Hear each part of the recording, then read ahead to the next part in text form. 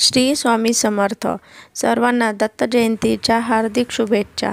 आज आपण बघणार आहोत दत्त जयंतीनिमित्त औदुंबराची कोणती सेवा आपल्याला ही करायची आहे आणि हे कशी करायची आहे, यामध्ये कोणत्या वस्तू ही वापरायची आहे याविषयीची संपूर्ण माहिती. आपण नेहमीच हे बघत असतो की जेव्हा आपण केंद्रामध्ये जातो तेव्हा आपल्याला सर्वप्रथम हे बाहेर औदुंबराची प्रदक्षिणा ही करायला सांगितल्या जाते. तर यामागे का बरं आपण ही प्रदक्षिणा करतो आणि उद्या या झाडाचे एवढे काय महत्त्व आहे की हे आज आपण बघणार आहोत. तर आपण जेव्हा आपण केंद्रामध्ये जातो तेव्हा आपल्याला औदुंबरा झाडाला 1 किंवा 11 प्रदक्षिणा ह्या आपण करत असतो. यामुळे आपल्या या प्रदक्षिणा आपण कशासाठी करतो, तर जेव्हा आपण केंद्रामध्ये जातो तेव्हा आपल्या मनामध्ये असंख्य असे विचार असतात किंवा आपल्या काही आयुष्यामध्ये समस्या असतात, अडचणी असतात. या सर्वांचं निवारण करण्यासाठी आपण महाराजांकडे हे जात असतो. तर जेव्हा आपण सुरुवातीला या झाडाला प्रदक्षिणा करतो तेव्हा आपल्याला आपलं मन शांत करण्यासाठी आणि मन शुद्ध करण्यासाठी या प्रदक्षिणा ह्या आपण या झाडाला करत असतो. त्यामुळे आपलं मन हे शांत होतं आणि चित्त शुद्ध होऊन आपण केंद्रामध्ये प्रवेश हा करत असतो. औदुंबर या झाडाला दत्त महाराजांचा खूप असा आशीर्वाद आहेत, कारण स्वतः दत्त महाराज हे या झाडामध्ये अवतरलेले आहेत असे आपण मानत असतो. या आपण नेहमी बघतो की जेव्हा पण दत्त महाराजांचा फोटो असेल किंवा त्यांचं कुठे मंदिर असेल तर त्या बाजूला एक तरी असं हे औदुंबराचं झाड आपल्याला दिसत असतं. तर आपल्याला उद्या दत्त जयंतीनिमित्त या झाडाची पूजा ही करायची आहे आणि आपल्याला दत्त महाराजांचा आशीर्वाद हा घ्यायचा आहे. तुम्हाला शक्य असेल तर तुम्ही केंद्रामध्ये जाऊन सुद्धा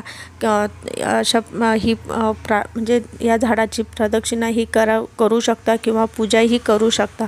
पण जर नसेल तुम्हाला केंद्राजवळ किंवा या दत्त महाराजांचं मंदिर, तर तुम्ही कुठेही तुम्हाला हे झाड जर दिसलं तर उद्या याची 5 मिनटं असणारी ही सेवा जरूर करा. यामध्ये आपल्याला कोणत्या प्रकारे जास्त वस्तू ह्या लागत नाही, अगदी घरामध्ये असणाऱ्या वस्तू वापरून आपल्याला ही सेवा करायची आहे.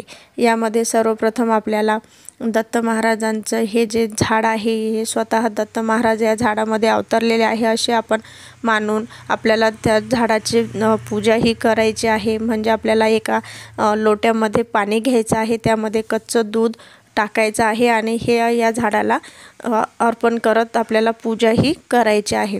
यानंतर या झाडाला तुम्ही हळदी, कुंकू आणि अक्षदा ह्या वाहायच्या आहे, पिवळे फुलं हे वाहायचे आहे आणि 1 किंवा 11 तुम्हाला शक्य असेल तेवढ्या प्रदक्षिणा या झाडाला तुम्ही मारायच्या आहे. आणि यानंतर तुम्ही या झाडाखाली बसून औदुंबरा म्हणजे दत्त महाराजांची नामस्मरण हे करायचे आहे. जर तुम्हाला शक्य नसेल या झाडाखाली बसून सेवा करणं, तर तुम्ही घरी येऊन तुमच्या देवघरासमोर बसून सुद्धा दत्त महाराजांच्या 11 माळी जप हा करू शकता. तुम्हाला येत असेल तो जप तुम्ही करायचा आहे. जर नसेल येत तर तुम्ही दिगंबरा श्रीपाद वल्लभ दिगंबरा असं असणारा अगदी सोपा मंत्र आपल्याला हा जप करायचा आहे. अशा प्रकारे अत्यंत प्रभावी असणारी ही 5 मिनिटाची सेवा आहे, ही तुम्ही उद्या जास्तीत जास्त करून दत्त महाराजांचा आशीर्वाद हा घेऊ शकता. त्याचबरोबर आपल्याला या झाडाखाली 1 तुपाचा दिवासुद्धा लावायचा आहे. अशा प्रकारे असणारी ही अत्यंत प्रभावी सेवा आपल्याला करायची आहे. याचबरोबर अगोदरच्या व्हिडिओमध्ये आपण दत्त जयंतीनिमित्त कुत्र्याला आणि गाईला घास घालणे हा सुद्धा कसा घालावा हे बघितलेलं आहे. जर तुम्ही बघितले नसेल तर चॅनलवरती जाऊन जरूर बघू शकता. अशा प्रकारे अत्यंत प्रभावी असणारी ही सेवा आपल्याला उद्या करायची आहे. आपल्या सर्वांनाच माहिती आहे की दत्त महाराजांच्या फोटोमध्ये जेव्हा आपण बघतो तेव्हा त्यांच्या हातामध्ये जेवढ्या वस्तू आहेत तेवढ्या सर्व वस्तूंचं वेगवेगळं महत्त्व हे आहे. आणि त्याचबरोबर त्यांच्यासोबत असणारे प्राणी असो, म्हणजेच काही हे कुत्रे असो किंवा गाय असो, यांचंसुद्धा त्यांच्याबरोबर असं हे एक महत्त्व आहे. त्याचबरोबर औदुंबरा झाडाचं याचंसुद्धा महत्त्व आपण हे गुरुचरित्र पारायणामध्ये बघितलेलंच आहे.